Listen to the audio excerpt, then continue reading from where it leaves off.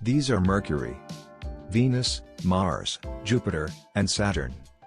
Pretty much every culture knew about these 5 planets, which they could easily see up in the sky. They have different names for the names that we use now. In English these comes from the Roman names. That's because the early astronomers in Europe wrote in Latin. Latin was the language of the Roman Empire. So we ended up with these Roman names.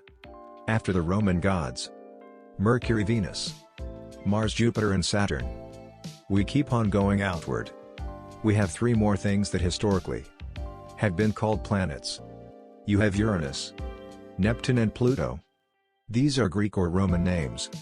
These planets weren't seen by the Greeks or Romans, because they discovers one of their plans to fit in with existing theme of the mythology of the existing planets.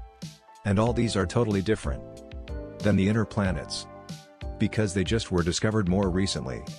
They're fainter, and they move more slowly. You can't see them with your naked eye. You have to use a telescope. And that's how they were discovered. But since then, as telescopes have gotten bigger and bigger, and astronomers keep finding smaller and smaller things in the solar system, and we discovered some things that are just a couple of meters across, like literally the size of a person. And we've discovered thousands of Kuiper belt objects which are more or less likely a little for smaller, a little further away, of the same basic idea. Some people still call the planet, but oftentimes it's called a dwarf planet. That's what the International Astronomical Union says. Is there a group responsible for naming things?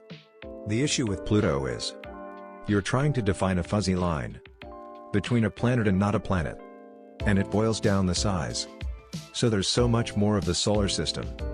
Name its moons, asteroids, comets, rings, Kuiper belt objects, craters.